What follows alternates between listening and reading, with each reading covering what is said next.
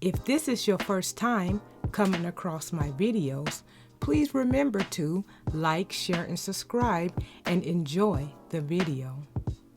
We all know the beautiful award-winning songstress Mariah Carey from decades of hits, triumphs, and having one of the biggest comebacks in music history. Mariah Carey was born on March 27, 1969, to a former opera singer and vocal coach, Patricia Nihicki.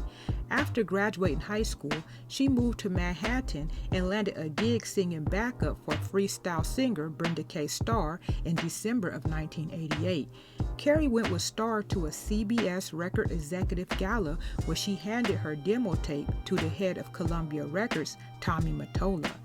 After listening to her tape on his ride home, he immediately requested for the driver to turn around, but Mariah had already left the event. It was described as a Cinderella story. He jumped on his white horse, aka his limo, and searched for her for 2 weeks. A bidding war was started over her from different record labels. Tommy won, signed Mariah to Columbia Records, and he would later become her husband in 1993. He wanted all the top producers to work with her, and he made sure of that. He also made Mariah Carey Columbia's main female artist, competing with Arista's Whitney Houston. Columbia spent up to $1 million promoting Carey's debut studio album, self-titled Mariah Carey. The album had slow attraction at first, but eventually topped the Billboard 200s for 11 weeks. The album was released on January 12, 1990.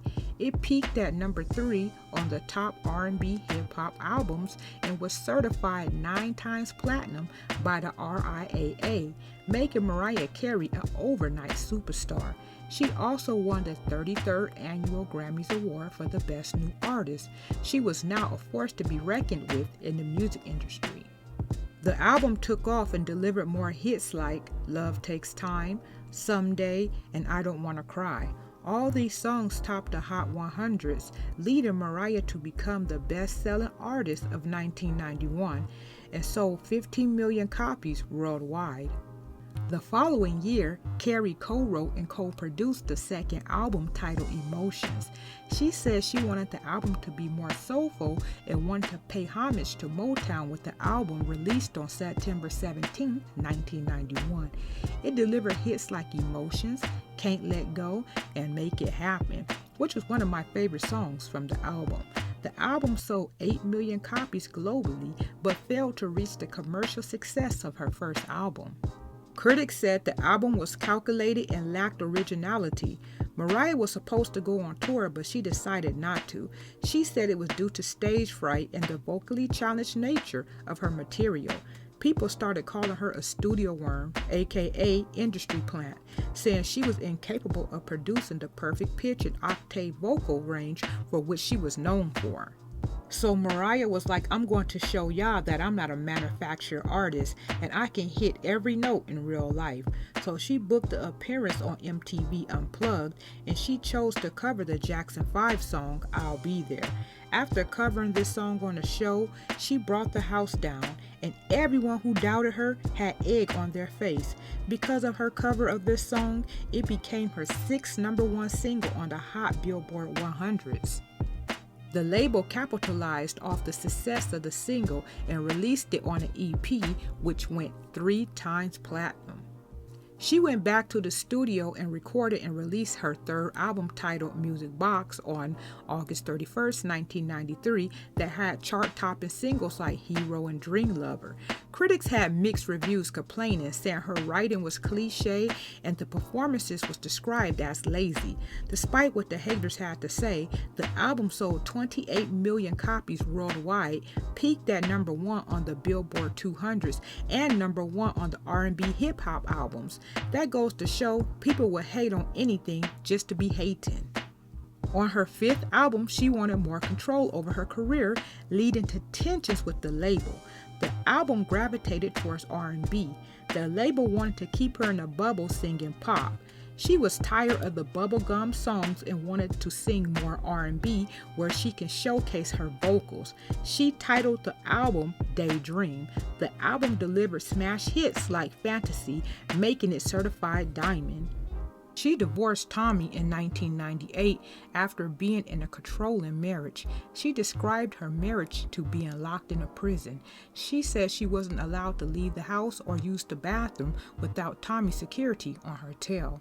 Jermaine Dupri and Da Brat, who are good friends of hers, had to sneak her out one time just to get some chicken wings. They say when they caught Jermaine, security had him pinned up by his neck against the wall asking him, "Where in the heck is Mariah?" Mariah also said Tommy tried to wash the urban off of her. This backs up what Michael Jackson said when he called Tommy a racist. Tommy Mottola. Tommy Mottola is the president of the record division. He is he's a racist, and he's very, very, very devilish. After escaping that stressful marriage, she starred in the 2001 romantic musical Glitter. It cost $22 million to make and grossed $5.3 million at the box office. The film was released September 21st, 2001. Glitter was panned by the critics and was a box office failure. Reviews was highly disappointing.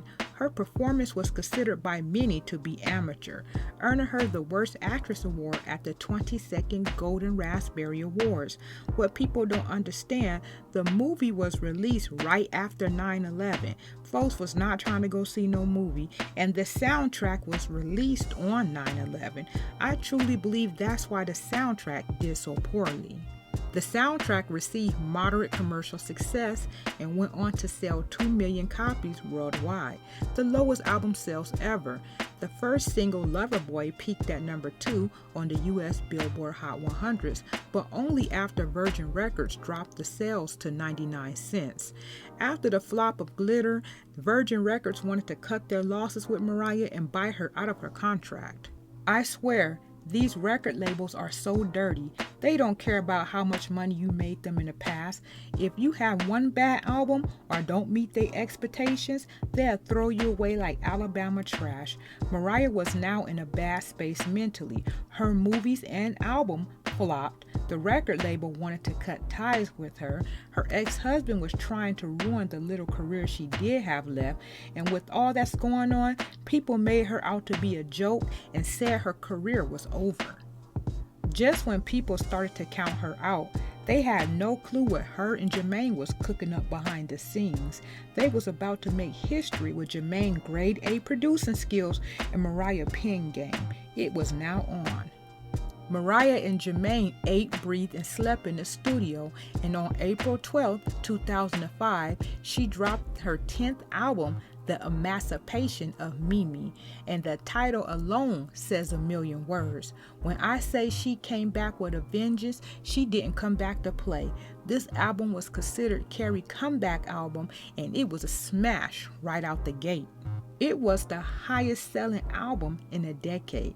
Now on her own, she had complete creative freedom, and she wrote and dropped the song It's Like That, the first single on the album, which became the highest charting song of that year.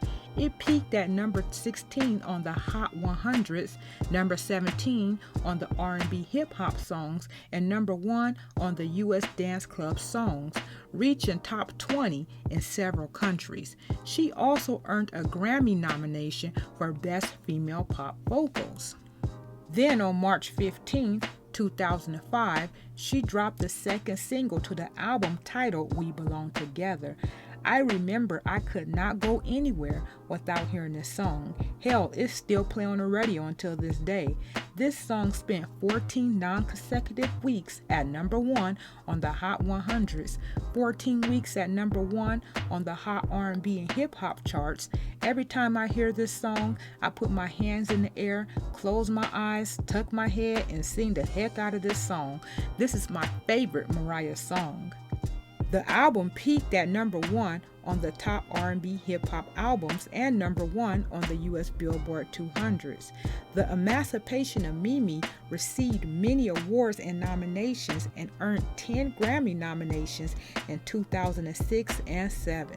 Rolling Stone ranked the album at number 43 on its 2005 list of the year's best album, and Entertainment Weekly ranked it at number 21 on their list of the year's best album in the past 25 years. She won 5 Billboard Awards, a Teen Choice Award, 4 Radio Music Award, Soul Train Best Album, and the Vibes 2005 Album of the Year. She was laughing at her haters, ex-husband, and critics all the way to the bank while cleaning up at these award shows. She would go on to win Artist of the Decade at the Billboard Awards, which was well deserved. People don't realize all the triumphs, hard work, and dealing with the naysayers she had to endure ever since her career began. I was happy for her when she came back and showed everyone she still has it, and she's even better than before.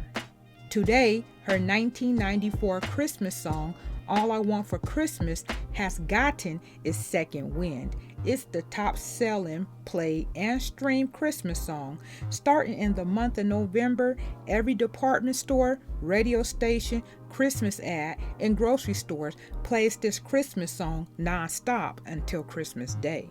Mariah is now a mom of twins and still performs. She's definitely a legend, and no one can take that away from her. She rose like a phoenix from the ashes when people doubted her and said she was done. She deserved all her flowers today. Mariah has been giving us timeless music since 1991. She's truly deserving and earned the title legend. Thank you for taking the time out your day to watch my videos, and remember to like, share, and subscribe. Until next time.